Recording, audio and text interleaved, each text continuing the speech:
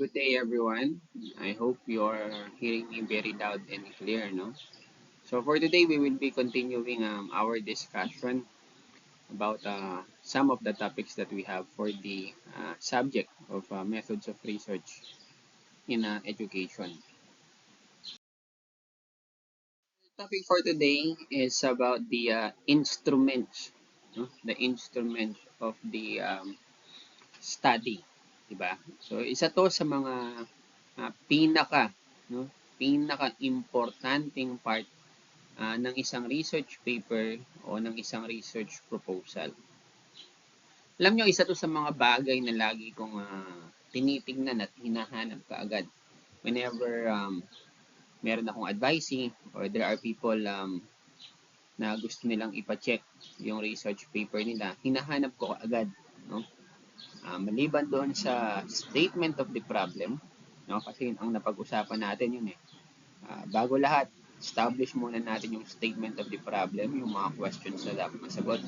And after that, no, tinitingnan kong pangalawa is yung instrument of the study. It's because no, the instrument of the study, no, is the one that we are going to use to answer the questions that are posted sa statement of the problem. So one thing that we need to make sure is dapat naka-align, no? Naka-align yung statement of the problem mo tsaka yung instrument mo, no?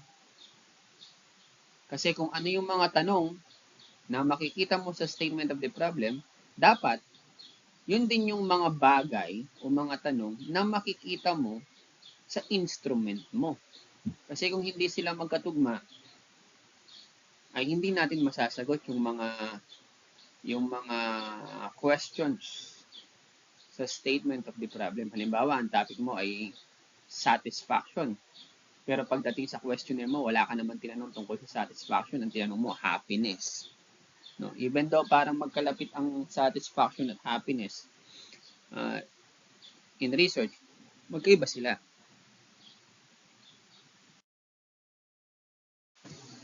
Kaya ako, after the statement of the problem, sabi ko yun ang una kong tinitingnan, it's the statement of the problem. After that, no, titingnan kong pangalawa is yung instrument. Okay? And after that, titingnan kong pangatlo is yung method kung tugma, yung tatlo. Mabilis ko silang tinitingnan. Sa parang yun, agad makikita ko kung naka-align yung tatlo. Kasi, kung hindi natin titingnan yung alignment nila, umpisa pa lang, no? Maraming bagay yung masasayang. Bawa, sulat ka ng sulat, tirada ka ng tirada, sige type, sige search. Pagdating mo ng dulo, wala kang makitang instrument na aangkop para masagot yung mga tanong mo sa statement of the problem mo, para kang nagsayang ng panahon, no? So on my end, first thing that I'm checking, kagaya sinabi ko, statement of the problem mo na bago lahat, yun ang tinitingnan ko. Hindi ako nakafocus sa title, nakafocus ako sa statement of the problem. After that, I will check the instrument. Kung may instrument ka, natutugma, no? Para sagutin yung mga tanong mo sa statement of the problem. And then number 3, no? I'm going to check yung method o yung research design mo kung naka-align silang tatlo. Pag naka-align yung tatlong yan, somehow 50% tapos ka na, matatag na yung research paper mo o yung research proposal mo. Okay?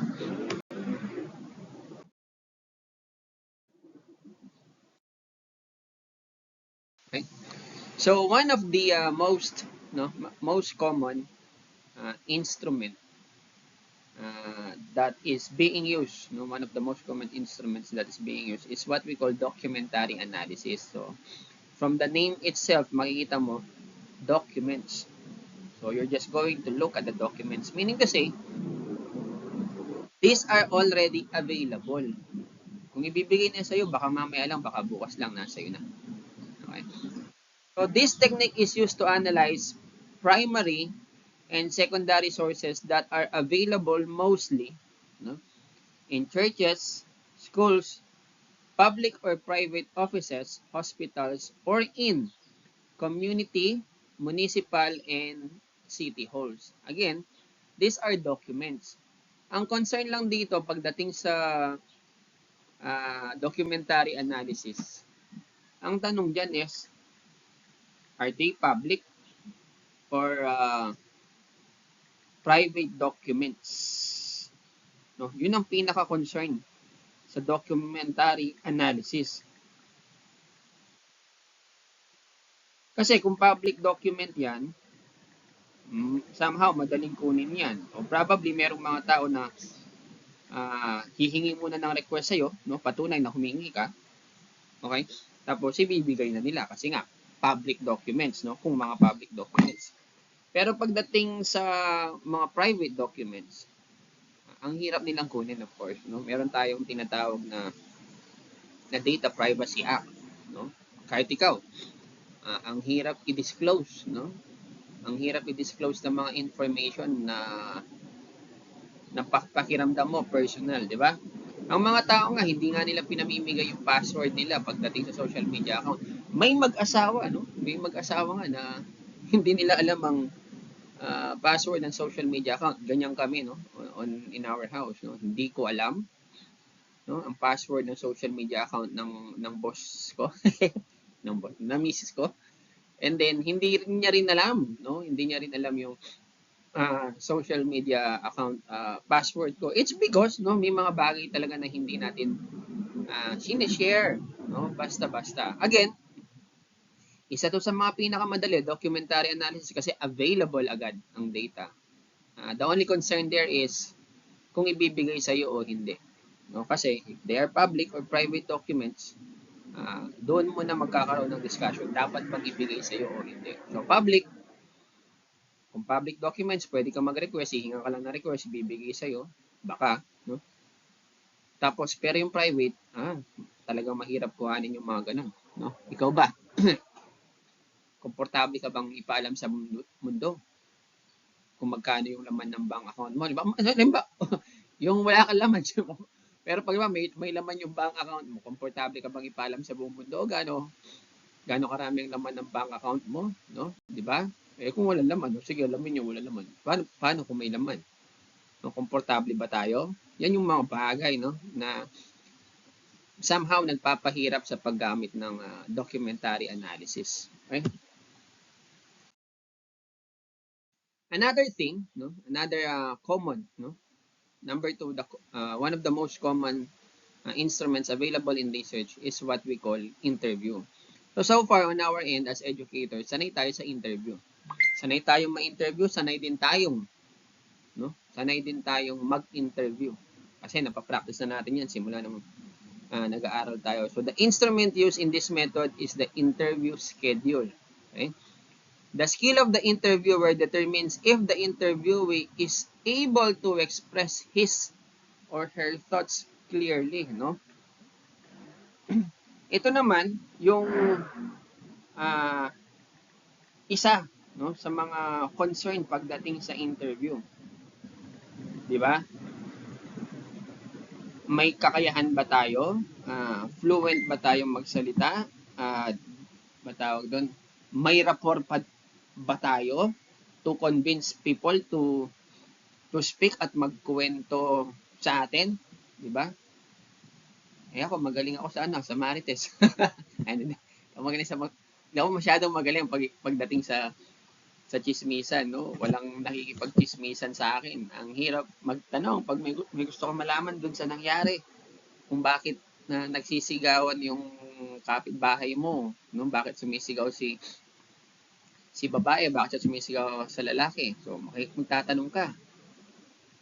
May mga tao na kahit alam nila yung sagot, sasabihin nila hindi ko po alam kasi nga, of course, they're not comfortable, no? They're not comfortable to speak to you o i-share, no, sa'yo yung mga bagay na alam nila. Probably wala kang rapport. Diba? O yan, hindi talaga sila komportable, baka di ka man lang nila kilala. So, when it comes to conducting interview, dapat maset mo muna na trustworthy ka. No? Pag nagkuwento sila sa'yo, hindi sila mapapahamak. Diba? pag nagkwento sila sa'yo, kaya sinabi mo, wag mong ipagsabi sa iba, ha? Wag mong kwento sa iba. Di ba? Ang dami natin o tayo-tayo lang nakakalam. O tapos pag nakita mo, pag nalaman mo, alam na pala ng buong barangay, no? Tayo-tayo lang daw ang nakakaalam. Okay? So again, one of the concerns, no, pagdating sa paggamit ng interview is, of course, the skill, no, of the interviewer. So ito yung mga bagay na nagpapahirap naman kung paano gamitin yung interview. No, pagdating dun sa documentary analysis, ang nagpapahirap, no, are they public or private documents? Gusto ba nilang ibigay sa iyo o hindi? No, kasi may Data Privacy Act tayo. Pagdating sa interview, ang nagpapahirap naman para gamitin to is the skill, no? Ano ba tayo? Maboka, masalita ba tayo? Kaya ba nating mag-convince na magkuwento, no, ang mga tao sa atin? So usually an interview is conducted with single person, but there are also times when it is conducted with a group of people around 5 to 10 whose opinions and experiences are elicited simultaneously. This type is called a focus group interview. Yung iba tawag nila focus group discussion. No? But probably, okay lang yon. Pero ako, mas gusto kong ginagamit yung term na focus group interview. Pero yung iba talaga, focus group discussion ang ginagamit nila. Kasi of course, bakit gusto ko yung focus group interview? Kasi the purpose there is to interview, not to discuss. Di ba? Pero yung basa, FGD daw, okay, so we're fine. As long as focus group interview, nag-gather ka ng data through interview from a group, no? A group of people, no? Kaya lang, may ano din to, may downside kapag nag-conduct ka ng focus group interview. Kasi, pag nagtanong ka, baka sabihin ng isa, yung sagot ko katulad po ng sagot ni ano, ganyan. Oh, ay pareho lang po kami, ay para kang hindi nag-conduct ng focus group interview kasi nga daw pareho lang sila ng sagot. Parang kapag nasa klase tayo, tinanong mong isa, bakit? Sumagot. Pag tinanong mo yung isang estudyante ulit, bakit din? Pareho po kami ng sagot niyan. Same as ganyan, no? So, doon lang nagkakaroon ng concern when it comes to the use of focus group interview. Okay? And in conducting interview, data obtained from an interview may be recorded on audio tapes or video tapes. Yan, dati yun.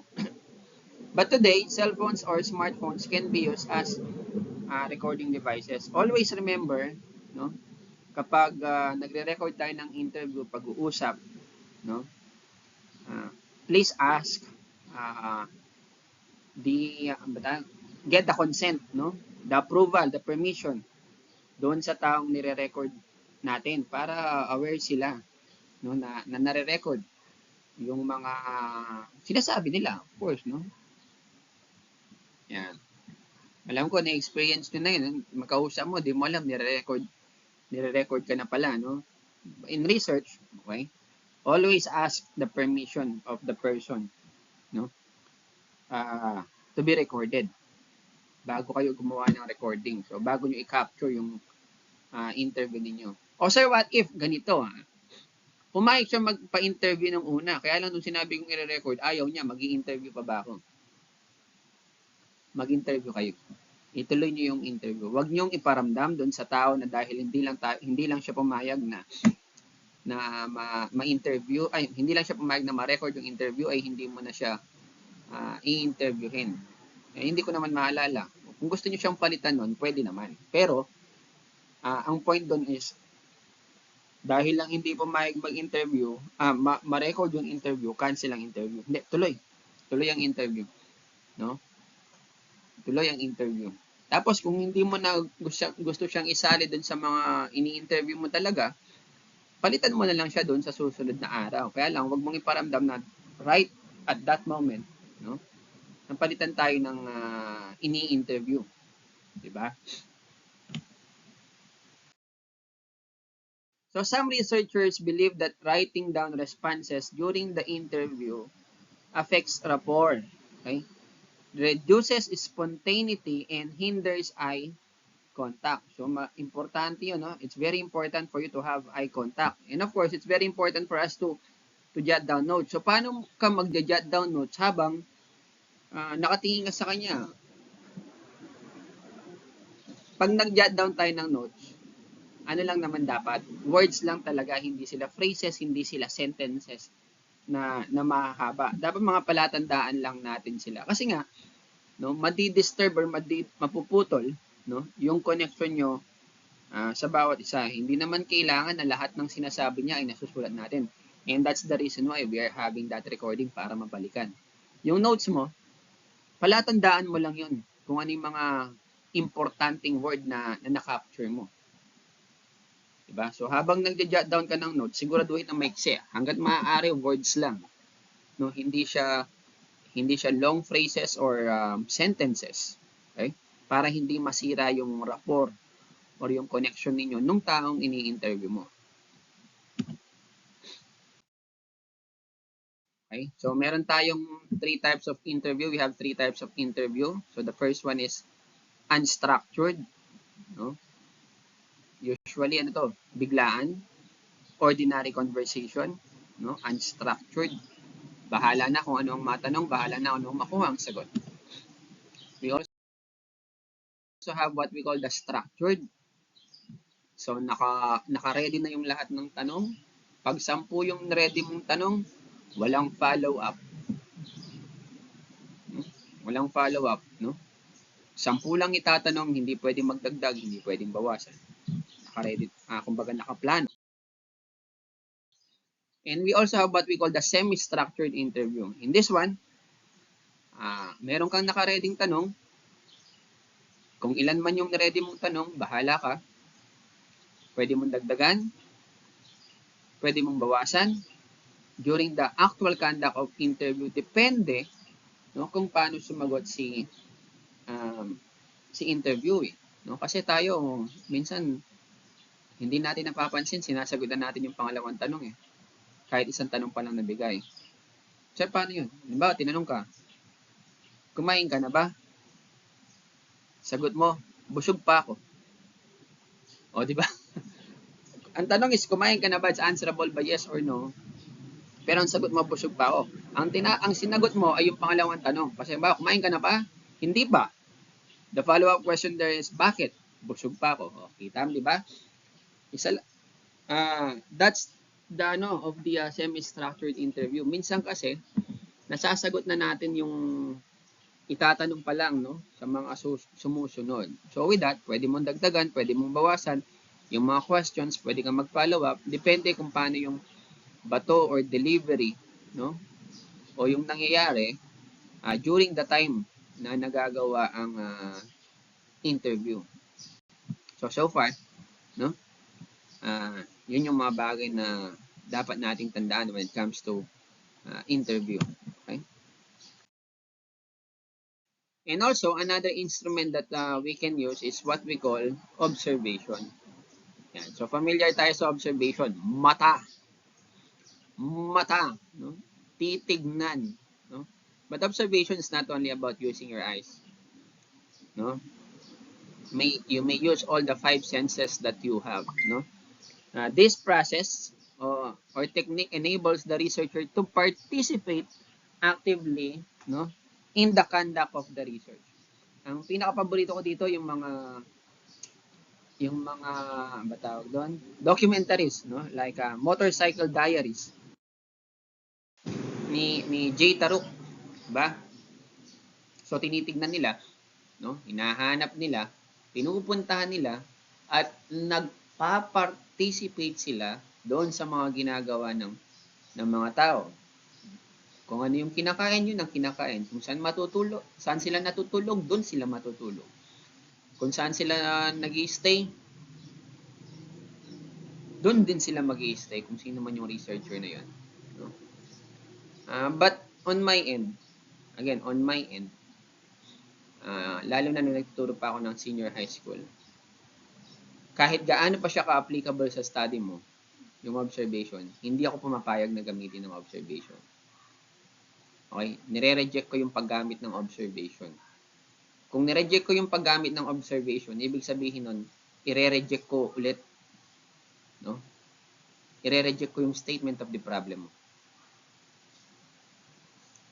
Hindi ako pumapayag na gumamit ng observation. Again, nung nagtuturo pa ako ng senior high school. It's because bata yung mga yan. Minor yung mga yan. Cargo ko sila.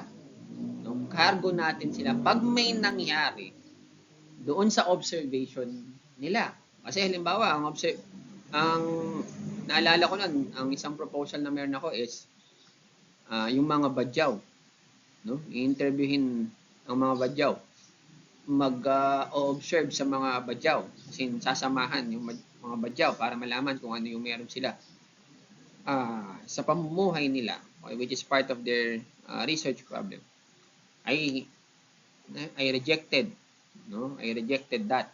Hindi dahil hindi ko gusto ang study, but I focus on the safety.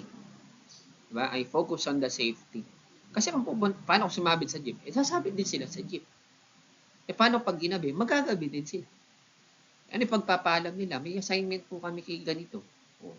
Di ba? So with that, ako nung nagturo pa ako ng mga senior high school, hindi ko pinapayagan ng paggamit ng observation. So kung okay na tayo sa statement of the problem mo, and then bigla sabihin mo sa akin ang instrument mo yung observation, i-reject ko pati yung statement of the problem mo. Again, not because you are wrong, not because I do not like the study, but it's for the safety, lalo na sa mga bata, no?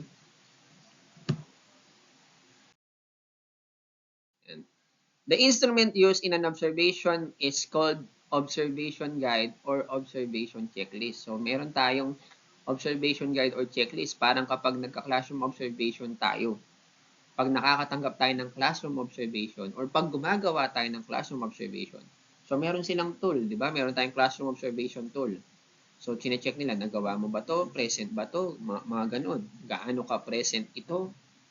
Hanggang bigyan nila tayo ng score. Pero yung iba naman, simple lang.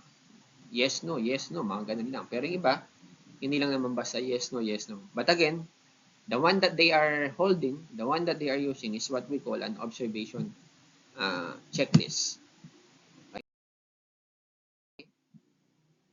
So, there are two types of observation. Okay? The first one is structured. Okay? The researcher uses a checklist as a data collection tool. So, meron ka ng listahan, ano ang gusto mong makita o mahanap. So, tinitingnan mo lang kung nakita mo o hindi. And then, unstructured, the researcher observes things as they happen. So, wala kang in-expect anong makikita mo. So, bahala na kung ano ang makita natin sa araw o sa moment na mag-observe tayo, no? Doon sa mga respondents or participants na mayroon tayo. Okay? Number 4, no, is what we call the physiological measures, no? Physiological measures. Ito naman hindi siya masyadong applicable sa atin, no? Tayong mga educators. Hindi ko sinasabing 100% hindi siya applicable, but 90% siguro man o 95%. Hindi siya masyadong applicable sa atin. Again, the technique applied for physiological measures involves the collection of physical data from the subjects. No? It is considered more accurate and objective than other data collection methods. However,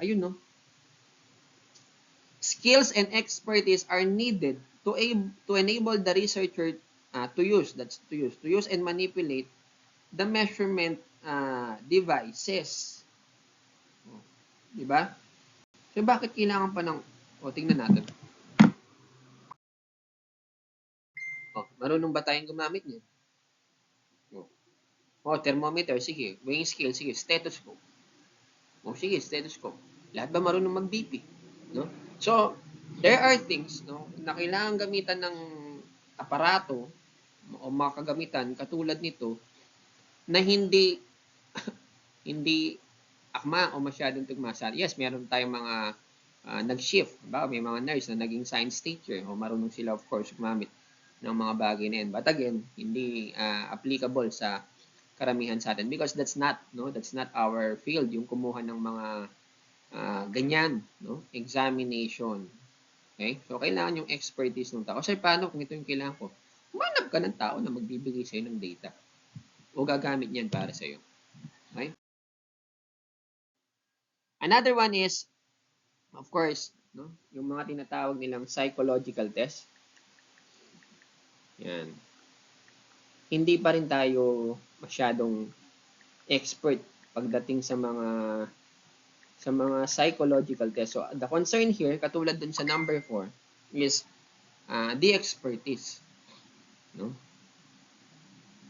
Hindi tayo ang tamang tao para mag-observe, para mag-decide na merong mga ano ba tawag doon, o magbigay ng diagnosis. No? Halimbawa, pagdating sa classroom, may nakita kang bata, hindi makabasa, grade 7 na, grade 8 na. Dyslexic po siya. Ay, no. Hindi tayo, no? Hindi tayo ang magde-decide. 'Di ba? Hindi tayo magde-decide sa bagay na 'yun. Okay, let others, no? Let the experts decide about that matter. No? So tayo, hindi tayo gumagamit ng psychological test. Okay? And number 6, of course, the most common is the questionnaire. It is the most commonly used instrument in research. It is a list, no, of questions about a particular topic with spaces provided for the response to each question and intended to be answered by a number of responses. So, ang concern lang naman pagdating sa questionnaire, no, yung dami. Dami ng tanong. Dami ng tanong na kailangang masagot. Kasi, ang mga tao mainipin. 'Di ba? Mainipin tayo. Kung nakita mo merong 50 questions na pinapasagot sa iyo, questionnaire ABCD 1 2 3 4. Minsan yung tao iba check na lang ng check, 'di ba? Pag may seminar tayo, sanay ka na kung ano yung mga binabasa mo, hindi na. Check na lang ng check 5 5 5 5 5, mga ganun. Mga ganun. Okay? So, concern dito yung dami ng questions. So, we need to make sure that when we give questionnaire, hindi tayo aabot dun sa puntong maiinip yung tao para sumagot. Kasi pag mainip yung tao para sumagot, magkakaroon na ng epekto dun sa reliability, no, nung sagot or the validity nung sagot, no, nung tanong, yung sagot sa mga tanong mo. Kasi nga pinaghuhula na lang, nainip na eh. Oh. Right? Pero dapat matyaga tayo. No? Kasi nga yung tamang tao hinintay natin. Hindi kasama 'yan. Yan, so matyaga, no? I-consider natin yung dami ng tanong. At kung pakiramdam mo, maiinip na yung tao sa dami ng tanong na nasasagutin. Lalo na kung mga bata naman, di ba? Okay.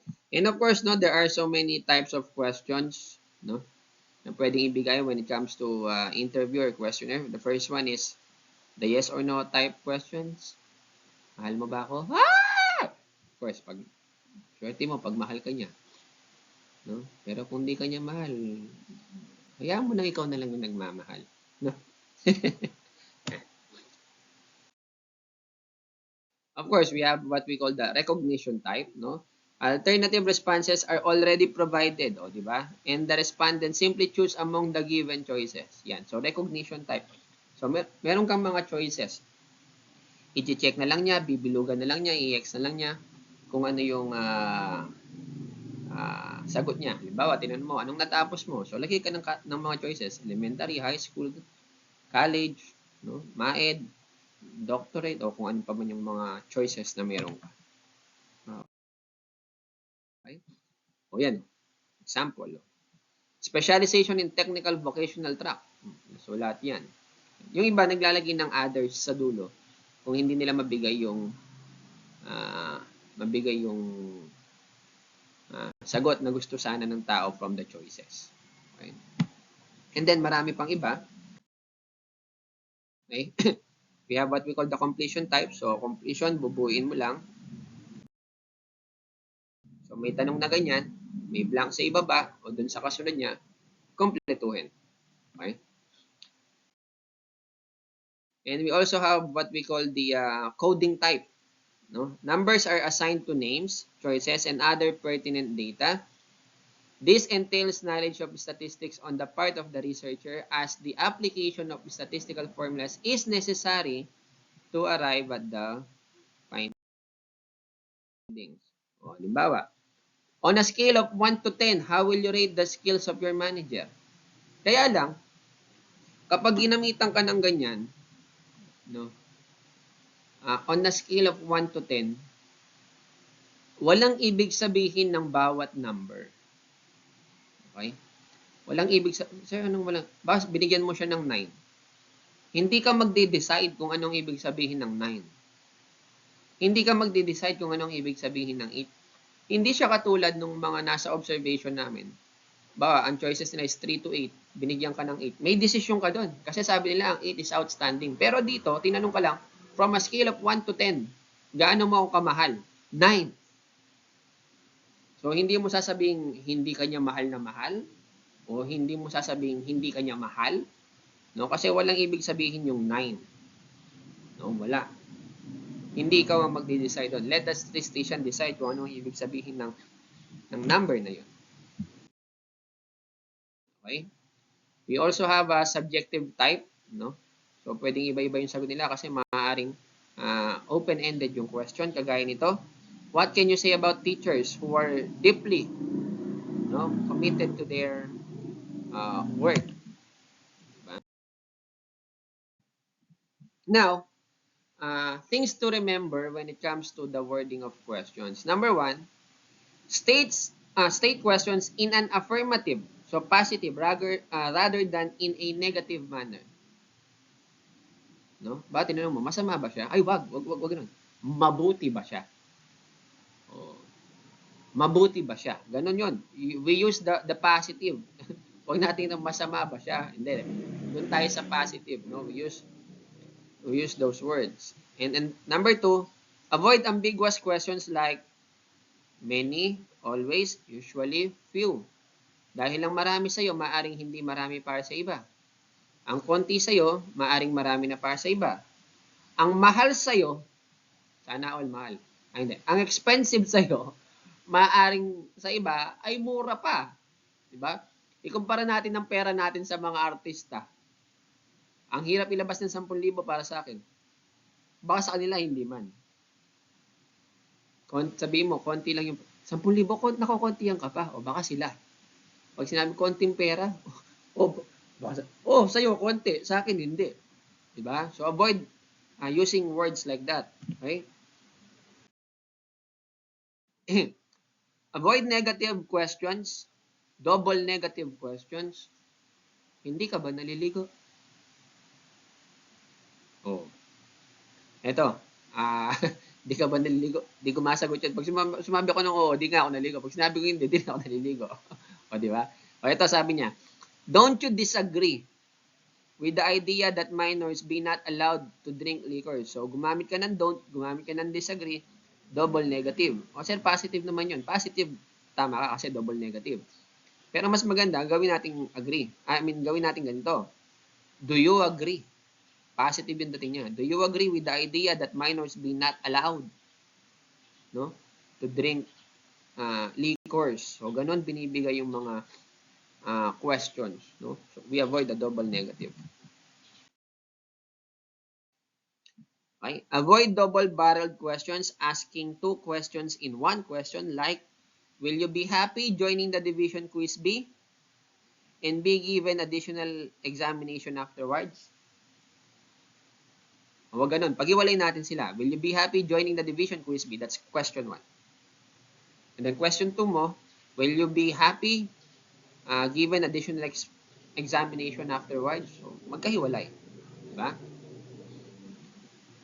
Number 2, do you want to run for the student council and aim to be valedictorian? Pag-iwalayin. Yung isa, question about student council. Yung isa, question about valedictorian. Kaya lang ngayon, wala na tayong valedictorian, no? Highest honors na yung pinakamataas. So, the other things, no, pwede nyo na lang pong tingnan, no? Ito na yung mga bagay na na ibigay ako sa inyo, mga